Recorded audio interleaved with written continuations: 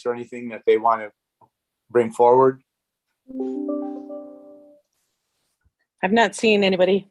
Okay, then Mike does. first item is our minutes then from the last meeting. Are there any changes, corrections, or omissions that anybody caught? Karen, you're our great editor all the time. Move to approve the minutes. I'll second. Moved and seconded. All those in favor signify by saying aye. Aye. Aye. Motion carried. The first bit of new business that we've got is to discuss the Lakefront Park boat launch fees and the season pass. Mike, Yeah, so the reason I put this on here is Deb and I were discussing a couple weeks ago with the pending boat launch reconstruction that might be happening this season.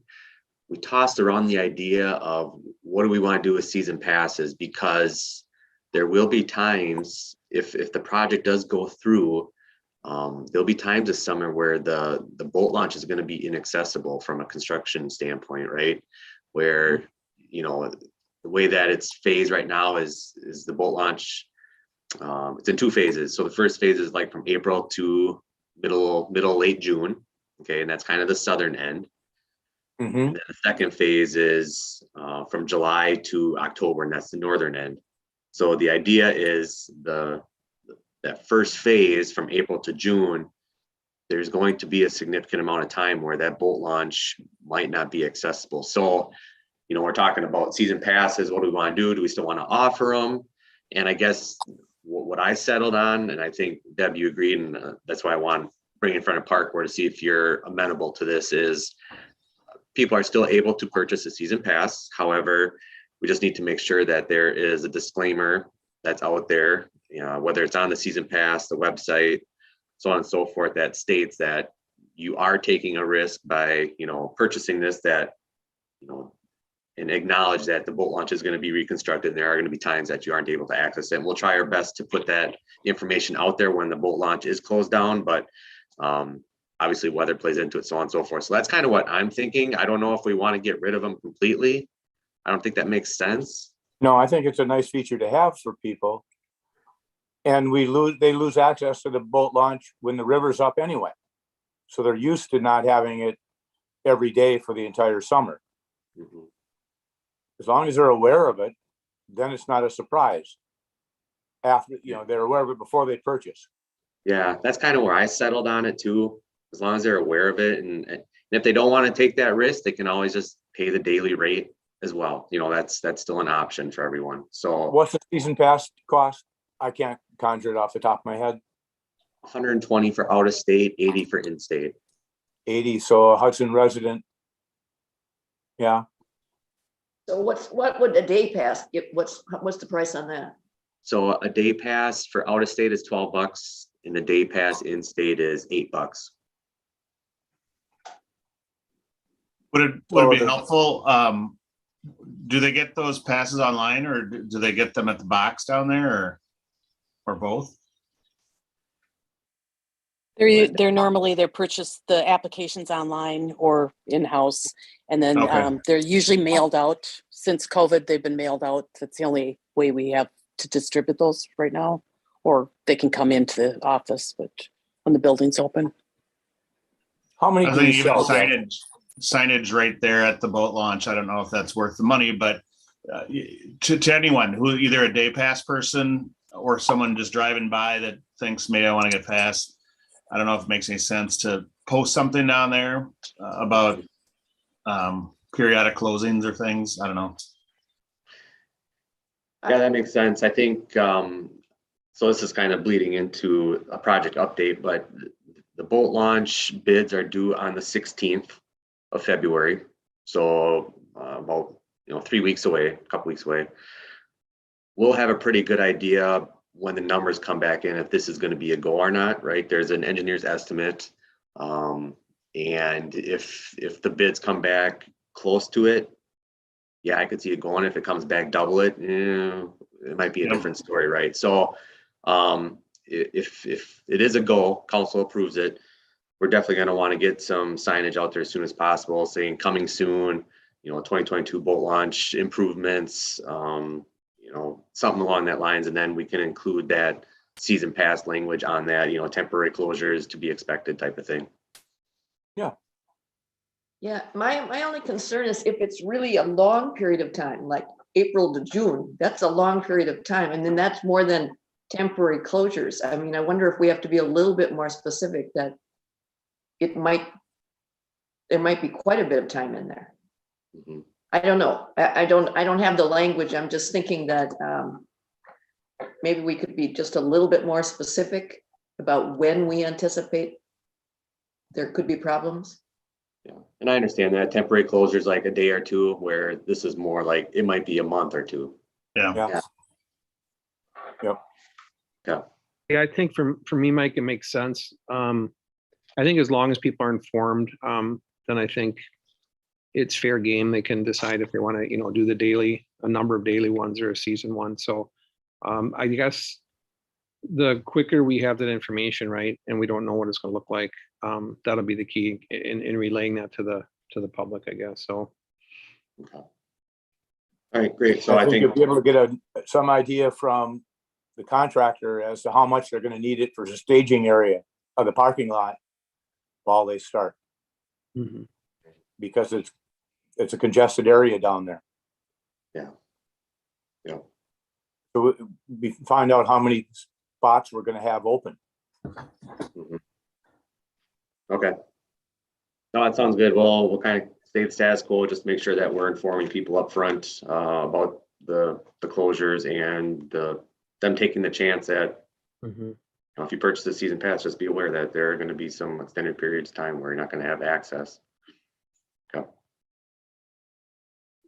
Well, Thank you. do you need anything from us for a resolution or anything? Okay. No. Next item we have is the beach.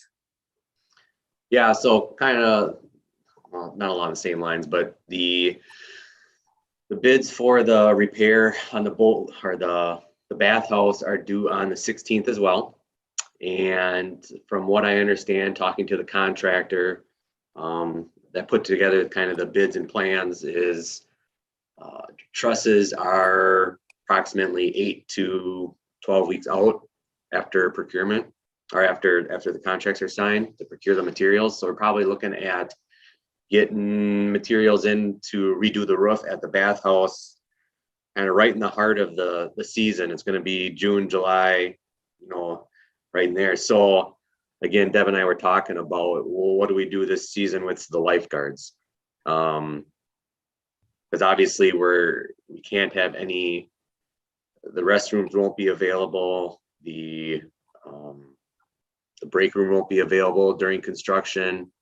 The facility itself will probably be fenced off so that visitors aren't walking through an active construction site, so on and so forth. And it's probably going to be, a 6 to 8 week process to get that roof reconstructed and built, so on and so forth. So I guess looking for maybe a little bit of recommendation from the board on do we try to still bring in lifeguard staff, maybe reduce hours? Do we not bring them on this year? I kind of at a loss of what to do here. That's a tough one. Yeah, it's a good question. Mike, I have a question. Is it, how do I say this? Could the beach be open? Are the restrooms able to be used right now before it's fixed? Or is that completely like damaged? The bathrooms themselves aren't damaged. However, you have to walk in the open mezzanine area to access them. It'll be right in the active construction site. So we're going to have porta potties out for a majority of the beginning of the season while it's under construction. Then once construction is done, we'll get rid of the porta potties. We'll open up the facility, but I don't foresee that happening if everything goes well to probably late July, early August. I guess my question, what I was trying to get at is, could we simply just delay could we delay fixing it till the peak of the summer is over? Oh, I see what you're saying. Yeah, our insurance, they are not recommending any public be in that area anyways, due to future liability. If something were to fail, small percentage that might happen, but they don't want to take on that liability. So they're like, you can't open up access to the public until it's fixed. Okay. I think if they're saying that, I think we probably don't open that area until we fix it. Mhm.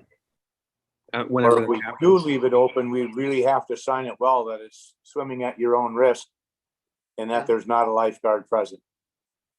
Because people are gonna do it Yes, unless they we are. have it completely fenced off. Right, right. But the beach itself will remain open. It's just gonna be the bathhouse that's gonna be fenced off. I mean, there's a sidewalk that goes on the Yep. west side along the beach that separates the beach and the bathhouse. That sidewalk will remain open. It might need to be closed down a couple times when they're setting some trusses or something like Mhm. that, or the I-beam. But yeah, I don't know if because typically our lifeguards were on staff from approximately 11 o'clock until 6 o'clock. 5 o'clock, depending upon how busy it was, right? So 6, 7, possibly 8 hours a day. It all depend on how it was. So Did we have lifeguards last year, or was that 2 years ago that we didn't? no, we've had lifeguards every year. Oh, even through the Yeah. COVID thing. Okay. Yeah. I guess I feel like if the beach itself is open, I think we have to staff it with lifeguard. Okay.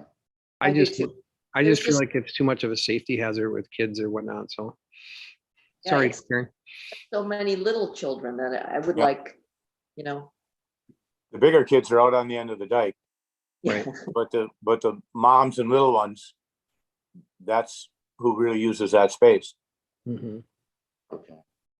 So we'll bring on lifeguards back, and we may just reduce the hours. Are they? I mean, the staff can just bring a backpack, and they just have to take a break outside. We Mhm. can't, Mhm. we'll just have to kind of get by this summer. Okay. And there'll be porta potties out there, is what you were saying, for the public or whatnot, so. Yeah. Yeah. Okay. Okay. Thank you. Mhm. The next item we have is our old business. And we've got the property exchange that we're doing with, or gift that we're making to the school district up at Grandview.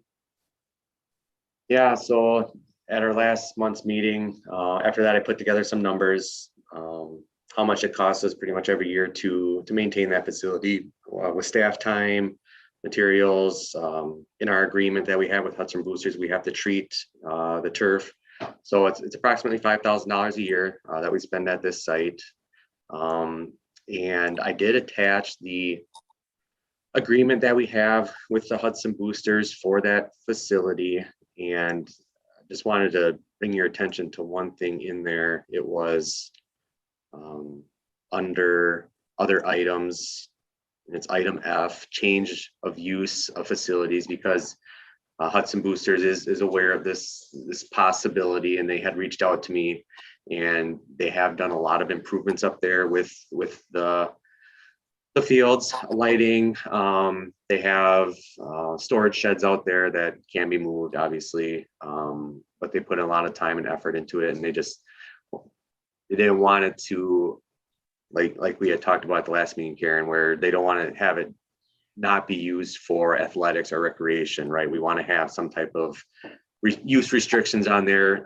If we proceed with this, a deed restriction on, this needs to be kept a green space, open space, so on and so forth. So that was kind of one of their concerns. And then, so that's why I attached the agreement is, change of use of facilities. Should the city of Hudson wish to change use of this property, relocate existing facilities, a plan and timetable must be presented to Hudson Boosters for the provision. We're really not changing the use, we're just changing the ownership. So there's nothing really in the document that says anything about change of ownership. So I think there's needs to be some clarification with the city attorney for that. And then, school district did bring it to Tim Erickson from the school district, brought it to their board, and they talked about it at the last meeting. He was gonna give me an update, but he didn't get back to me in time for this, but I haven't heard anything bad, and they're still on board with this proposal. So, other than that, I didn't didn't draft a draft deed for you, but I did put in the issue sheet that in any deed that we do draft, we would put on some type of deed restriction. Obviously, the school district would have to agree to that in order for that to go through. We can't place that restriction, and Karen, you probably know more about this than I do. We can't place that restriction on it, and then the city or the school district takes over the land, and they didn't agree to it, so then they can develop it as they want. It's almost like both parties have to sign the deed acknowledging the restriction in order for it to take place. Yeah. Unless So- there's some, unless it could be like an attachment to the deed that absolutely has to stay with the deed, that kind of thing. It could, I don't know, I'm really not a lawyer, but I do Yeah. a lot of contract stuff. So there might be a way to do it so it wasn't in the body of the deed, but is referenced. I don't know, your attorney can help you with that. Yeah. But one of the things we were concerned about, maybe this will be addressed too. We were concerned about if we ever wanted to buy it back, that we had, language so that we weren't going to have to pay, $500,000 for it or something, you know what I mean? Yeah, that it would revert back to us. That Yeah, we wouldn't have to acquire it. right. So language that says, if the school district does decide to sell this parcel of property, that the city would have first right of refusal at X amount of dollars or something along that lines. No, Yeah. they're not paying us for it, so. Right, so we should get $1. it back for One, $1. yeah. Okay. Or just revert back to ownership under the city if, Mhm. okay. A reversion clause. Yeah, that'd be good. Yep. But then the city would also be able to turn that down if we didn't want it, right? At some Yes. future. date. Okay. What I'm thinking is Brought just it that, up. I'm sorry, Paul, go ahead. oh, I was just gonna say, sorry. I was just gonna say that, it seems like Hudson Boosters will have to work out some of those details with the school district, right? If the transfer property goes through. Yep. So if the transfer of property goes through, the school district would take ownership of it and they would run it just like they run all their other facilities. So at the high school, at EP Rock, at the middle school there, where a public entity, whether it be a private group or Hudson Boosters or Sandpipe, they would contact the school district and reserve it or rent out that space for use. Okay. Mhm. So nothing really changes there. Obviously, the school district would continue to use the site for their programming for middle school, gym classes, so on and so forth. So yeah, like I said, they still seem to be on board with the proposal. And Mike, you're looking for a motion tonight to direct staff to approve with a deed transfer? Along with, and are we saying that along with Karen, your concerns about first right of refusal? Yeah, I would include that if that's what the board wishes. First right of refusal and the deed restriction stipulation. Okay, I would make that motion. I'll second. Been moved and seconded. Is there anybody have any further questions or discussion on it? If not, go ahead, I don't Paul. have a question, but I just want to say, I think it makes a ton of sense. I don't see how you can have a baseball diamond that's owned by two different entities. It just doesn't make a lot of sense. So Yeah. I think the maintenance, giving that up makes sense. I think it just clarifies, I think it makes it easier on all the parties. So I think it's a great deal. So Mike, I appreciate you kind of thinking that through and coming up with that. Hearing that, all those in favor signify by saying aye. Aye. Aye. Against? Motion carried. So, yeah, have the city attorney draft whatever you need and follow through with that. On project updates, you touched a little bit on the boat launch, but you want to bring everybody up to date with that? Yeah, so like I said, the bids are due on the 16th of February. So So we'll open them at that time. What will happen is there is, look at my calendar here. So there is a park board before the council meeting where they would be approved at. So I will bring back the bids to the park board so that you can get an idea and see them. And kind of make a informal approval, which would then go on to council for final approval. But we had a meeting with the DNR and Army Corps engineers to kind of expand some of the riprap to the north and south end. We have to pull a separate permit for that. Nothing that's going to hinder the project at all. Like I said, it's all going to hinge on what the numbers come back at. Obviously, cost of everything is going up, so the city's going to have to make a decision if we move forward with it. Obviously, we have grant monies available for it.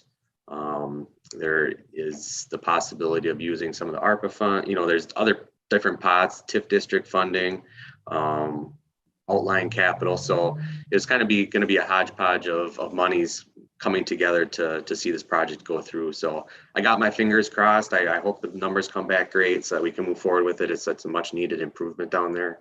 So to be continued. Great. Anybody have Any questions on that? Any questions on that? I just have one quick question. I know further down, we're going to discuss the, what we'll call the pickleball money. I know we may have hit on it, but perchance if there's some added stuff, like you say, the riprap, would that money would we ever signal that we want to use that?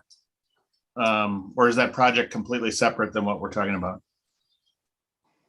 No, not necessarily. If the board wants to reallocate that 40,000 to get put towards the boat launch, you're more than capable of doing that. Okay. All right. Any other questions regarding that before we move on to anything else then? Okay, next item was an update on the bike and pedestrian plan. Yeah, so many of you might not be aware, but Hudson has a bike and ped committee. And they've been working on putting together a bike and ped plan, which will help us identify areas of, weakness in our trail system, sidewalk system, and it'll help us apply for grant funding in the future for development. And Pat wanted me to throw this on here just to kind of give you an update. So the planning community development department, Tiffany Weiss, who's our city planner, has been working on putting the final touches on it. She's actually doing something called a walk shed analysis right now. And it's kind of like the software program where she puts the current system, our current network of sidewalks and trails into the system, and it kind of does its thing, and it calculates what areas are in the greatest need of connectivity, so on and so forth. So she's doing that. Once she gets that completed, she's going to enter that into the bike ped plan, and then she'll present the draft to the bike ped committee. Once they approve that, it'll come to park board for our review and questions that we might have of it, and then it ultimately goes on to park board, or to common council. So obviously it's going to be, hopefully get it done here this spring, summer, so that we can start using it to apply for grant funding for off-street accommodations and multimodal improvements. And a little bit of an update to the motion that Paul had made, that we had sent the resolution on to the city council for their approval for starting the investigation into what we can do with the area up by the big dam and the railroad property and the bicycle path that Mark Garrity had brought to us. There was a meeting on that this morning with county staff, city staff, and village. And my takeaway on it and the mayor's was that everyone's going to sign their individual resolutions so they can get in before the 1st of March, so we can get on their agenda and to start seriously looking at what can be done up there. So it's moving slowly, but it is moving forward.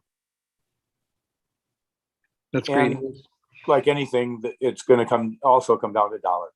Mhm. But at least they can get something moving forward and looking at it.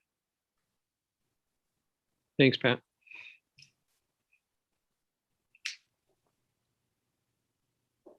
I can't remember. Mike, did we have anything else? Yeah, just items for future agendas. I had put on there the reallocation discussion that we had at our last meeting. I did hear back from a couple of you. If it was Mike and Pat, if there's anybody else here, Karen or Paul, if you have any kind of priority list, or you can shoot me an email of a couple of projects that you might want to see those monies put towards, that we can have a discussion at our next meeting for reallocation, that'd be fantastic. And I can send out an email reminder here in a couple of weeks to let you know to do that. That'd be good. I can just offer mine now, Yeah. if that's. Okay. My first one would be up at Williams, an additional picnic shelter. That happens to be a park I go by a lot, and it gets tremendous use with families. I see a lot of picnicking. So that seems like a good thing.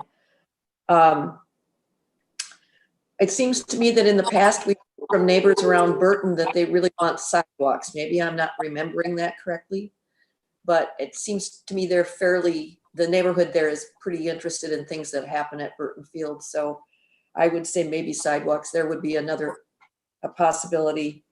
I also like the 3rd Street steps for Prospect Park.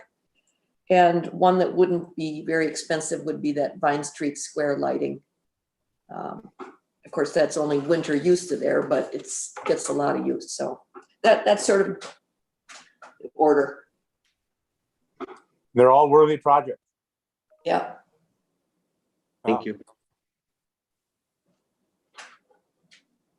Okay. Anything else for future agendas that you can see in the horizon, Mike? Yeah, the other thing, again, Hudson Boosters, scheduling has come up now, that we're getting close to the spring season, and with Deb being out in and out of the office here over the last couple of months, and this is even prior to this season, but last couple of years, scheduling has always been a problem in a sense that the amount of staff time to devote to doing it correctly, we just don't have that right now between Deb and I. And Hudson Boosters reached out and kind of extended an olive branch and said that they would be willing to enter into an agreement where they would be the primary scheduler of the Grandview Park fields. Now, nothing has been written down. There's no agreement that's been drafted. This has just happened in the past couple of weeks. They have a board meeting tomorrow night. I know the president, Dave O'Brien, is in favor. They said we're willing to help out in any capacity that we can. And they'd be willing to do scheduling of that facility in conjunction with us. We would still, take in the proof of insurance, a 501c3, that whole stuff, but then we would forward on any requests that would come into them, and they would create the schedule. Obviously, we want to make sure that there's no conflict of interest, so on and so forth. But there's Hudson Boosters is probably 80% of the user up there, right? So they're up there probably the most out of any group, and there's just so many teams, and there's just so many changes with weather and games and practices, and a lot of the times they're just doing it on their own anyways without. And then they just kind of bill it. They let us know at the end of the quarter, like, this is how much we use it, so on and so forth, because it's just so challenging to keep track of all the teams that utilize that space. So anyways, just want to let you know that they are having a meeting tomorrow night to discuss whether or not they want to move forward with it. If they do, they're coming back to Park Board next month to gauge your interest in doing something like that as well. And I'll have a draft agreement in place where we can talk about some of the language just to make sure. My biggest concern is, I don't want them to create a monopoly up there. I want it to be used for the public, because they already have an agreement with us for fields off of Cratley and North Hudson. So I just want to make sure that we keep a space available for public use. So just want to let you know that's happening. Anybody have anything else for future agendas? No. Is there a motion to adjourn? So moved. A second. Moved and seconded to adjourn. All those in favor signify by saying aye. Aye. Aye. Opposed? Motion carried. Thank you, everyone. Thanks. Thanks. Thank you guys.